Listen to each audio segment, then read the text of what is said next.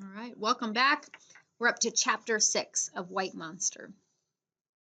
I'll help you, Lee said, struggling behind his friend to get out of the car. Listen, Jordan, I think I can use my knife to kill it. What are you going to do, sneak up on it and stab it? Jordan asked jokingly. No, I can throw my knife at it. I know how, Lee replied. Where did you learn how to throw a knife? Jordan asked. One of my mom's friends taught me, Lee said. He was one of the better friends. I kind of wish he would have stuck around. I think I would have gotten to like him. Anyway, he showed me how to hold the blade by the tip and how to spin it so that it ends up blade first where you want it to go, like into the trunk of a tree.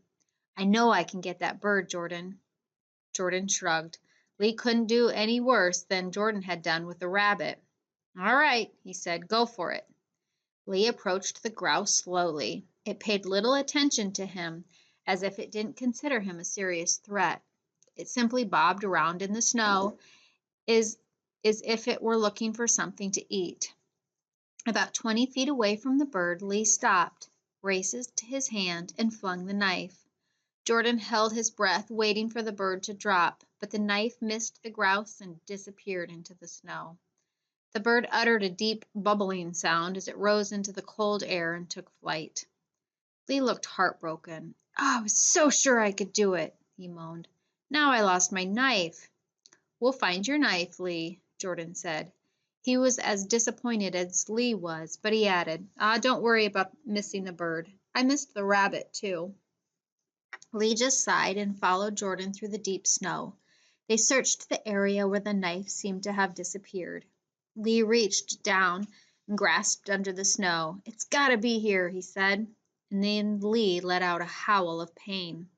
His searching hand had found the knife blade first, and he had cut the underside of his 2 fingers. Blood ran down his hand when he lifted it out of the snow. Jordan, I'm cut, he said in a terrified voice. He watched in horror as the blood dripped off his hand and landed on the white snow below. Jordan quickly made his way over to Lee. Let me see, he said, taking Lee's hand. I don't think the cuts are too bad. They're just bleeding a lot. Let's head back to the car. I want you to hold your hand above your heart as you walk. That'll slow down the bleeding. We'll wrap something around it when we get back to the car. Jordan followed Lee back to the car to help him in case he slipped or fell. It was hard enough getting through the snow in normal fashion. It was even harder if you couldn't use both arms for balance. Lee stumbled twice on the way, but managed to regain his balance both times and made it to the car. Once there, Jordan used a strip of upholstery to make a bandage. He wrapped it snugly around Lee's 2 fingers. When he was finished, he told Lee to keep pressure on that area. Just hold it tight and the bleeding will stop, he promised. Lee was very quiet. He stared at the makeshift bandage, waiting for the blood to seep through the fabric. When that didn't happen, he asked, Where did you learn to do this? Health class, I guess, Jordan replied. Thanks, man, Lee said gratefully. I don't know what I would have done without you. Without me, you would be home watching TV and eating nachos, Jordan reminded him. You wouldn't be marooned in these mountains. Hey, I went along with it, Lee said. I didn't have to come with you. I'm just sorry I missed that chicken bird. And I cut my fingers looking for my knife. I told you not to worry about that bird, Jordan said. What would we have done with it anyway? We would never have eaten some bloody raw grouse. It was a stupid idea in the first place. Jordan tried to sound convincing, but he wasn't sure it was the truth. He realized now that he was getting very close to the point where he would consider eating a raw bird. Is this the way the Donner Party started? He wondered. At first they had slaughtered and cooked their cattle, but as time went on and there was less and less to eat and they became weaker and weaker, did they eat anything they could find, cooked or not? He glanced up at the sky. It was already after 3 o'clock and growing colder by the minute. He knew it would be dark in a few hours. The boys drank some melted snow from their cupped hands and then got as comfortable as they could for their 3rd long night in the car. Jordan could hardly believe they were still there, or that they were no closer to getting out of here than they had been on the first night. But at least the snow had stopped, he told himself.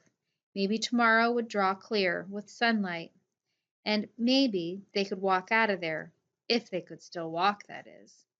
Lee had fallen asleep, his head against Jordan's shoulder.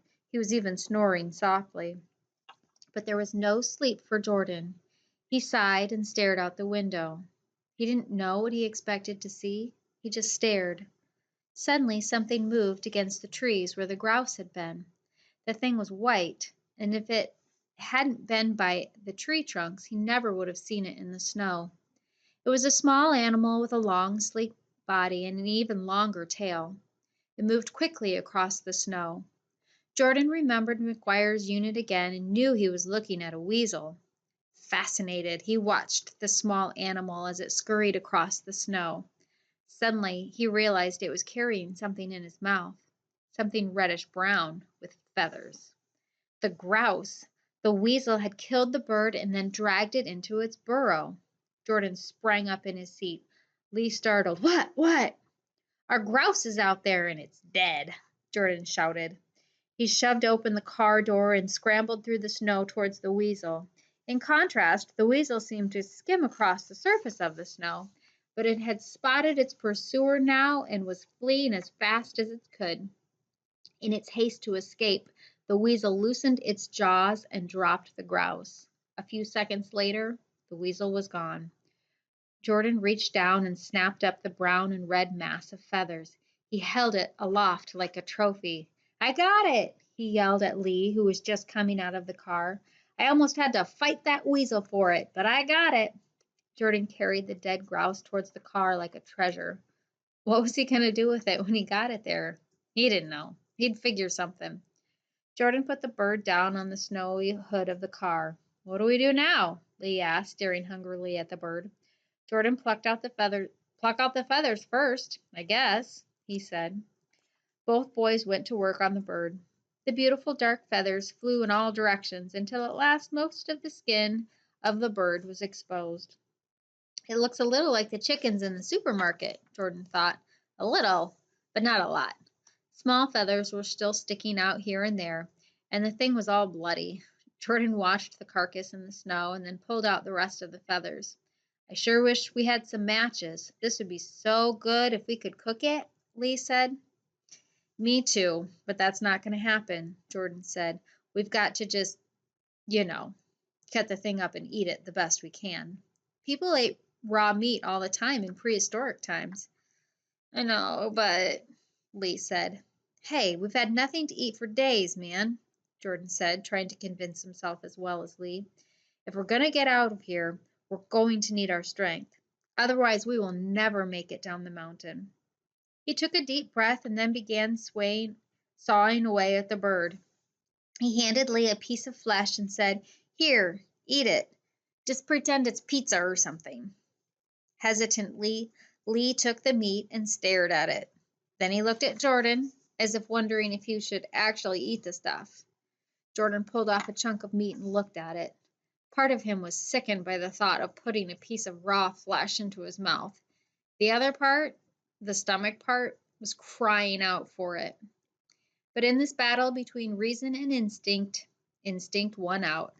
Jordan glanced at Lee, took another deep breath, and shoved the meat into his mouth. He gagged a little at first and then began chewing. The raw meat was not as repulsive as he had expected it to be. Lee was watching Jordan, waiting for his verdict. It's not bad, Lee, Jordan said. Not as bad as you would think.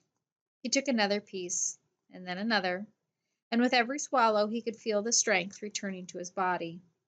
As always, Lee followed Jordan's lead. He put a small piece in his mouth, gagged, gained control, and then swallowed. Then he took another piece.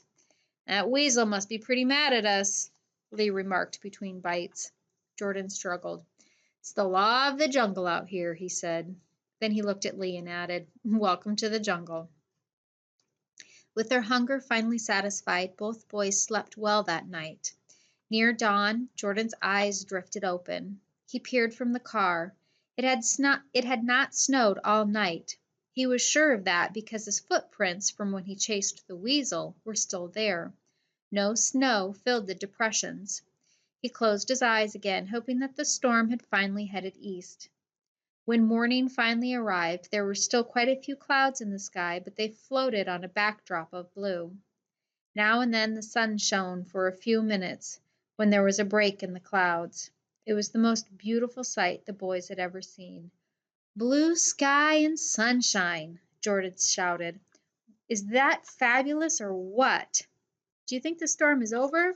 Lee asked. Jordan nodded. "I think so," he said. "I think it's moved out of the area. We might still get a few flurries, but nothing like the blizzards that we've been having. Are you ready to head out of here?" "Am I ever!" Lee said. They stuffed more newspapers into their shirts and jeans and put on their seat cover shawls. Then around 7 o'clock a.m., the two friends started out, leaving their car behind. It's the end of chapter 6. Go ahead and jump into your Canvas page and summarize chapter 6 into your Canvas.